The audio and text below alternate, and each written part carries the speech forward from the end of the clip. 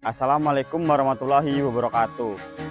Perkenalkan, nama saya Dio Agung Nofriansa dengan NPM 2213051028. Di sini saya akan memenuhi tugas dari mata kuliah biomekanika tentang materi menganalisis permainan sepak bola pada materi passing dan kontrol. Di sini kita akan menganalisis hubungan antara passing dan kontrol dengan hukum Newton pada mata kuliah biomekanika.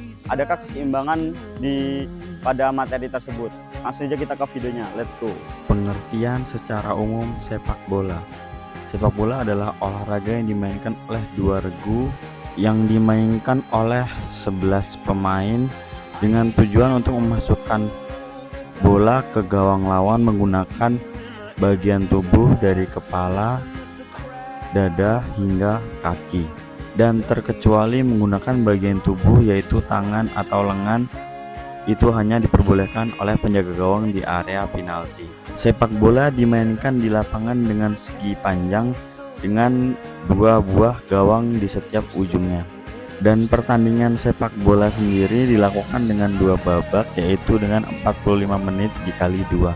Dan perlu diketahui sendiri, olahraga sepak bola ini adalah olahraga terpopuler di dunia nomor 1. Dalam olahraga sepak bola, berbagai teknik dasar seperti passing dan kontrol tidak hanya bergantung pada keterampilan pemain, tapi juga dapat dijelaskan melalui prinsip-prinsip fisika, khususnya hukum Newton tentang gerak. Hukum Newton menjelaskan hubungan antara gaya, massa, dan percepatan suatu benda dan sangat relevan untuk memahami bagaimana bola bergerak dan dikendalikan di lapangan. Analisis hukum Newton terhadap passing dan kontrol bola. Nah, pada hukum Newton pertama atau hukum inersia, sebuah benda akan tetap diam atau bergerak lurus beraturan jika tidak ada gaya yang bekerja padanya. Pada contoh gerakan passing, ketika seorang pemain menendang bola untuk passing, bola akan terus bergerak lurus dengan kecepatan tetap jika tidak ada hambatan. Namun, dalam kenyataannya, bola akan melambat karena adanya gaya gesek dari rumput dan gaya hambat udara. Pada gerakan kontrol, saat pemain menerima bola, dia harus menghentikan atau memperlambat gerakan bola. Di sini, pemain memberikan gaya yang berlawanan arah terhadap gerak bola, sehingga bola berhenti. Tanpa gaya ini, bola akan terus melaju. Lalu, pada hukum Newton kedua, percepatan sebuah benda berbanding lurus dengan gaya total yang bekerja padanya dan berbanding terbalik dengan massanya.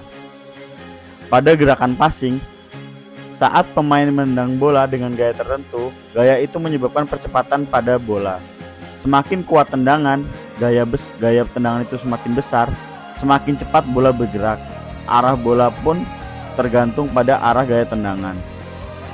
Lalu ada kontrol. Untuk menghentikan bola yang datang cepat, pemain perlu memberikan gaya yang sesuai, biasanya melalui telapak kaki, punggung kaki, atau paha. Semakin besar percepatan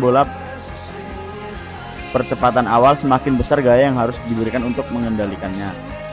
Lalu pada hukum Newton ketiga, ada aksi dan reaksi. Setiap aksi menimbulkan reaksi yang sama besar dalam berlawanan arah. Pada gerakan passing, ketika kaki pemain menendang bola, kaki memberikan gaya pada bola atau aksi, dan bola memberikan gaya yang sama besar ke kaki atau reaksi. Oleh karena itu, pemain harus menjaga keseimbangan tubuh setelah menendang. Lalu pada gerakan kontrol, saat bola mengenai kaki pemain, bola memberikan gaya pada kaki. Pemain yang berpengalaman mampu menyesuaikan posisi tubuh dan kaki agar tidak kehilangan keseimbangan akibat gaya reaksi dari bola.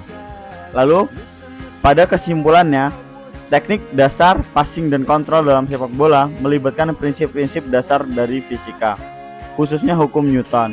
Pemahaman tentang hukum-hukum ini membantu pemain memahami bagaimana bola bereaksi terhadap gaya, arah, dan kecepatan, serta pentingnya menjaga keseimbangan tubuh dalam setiap aksi.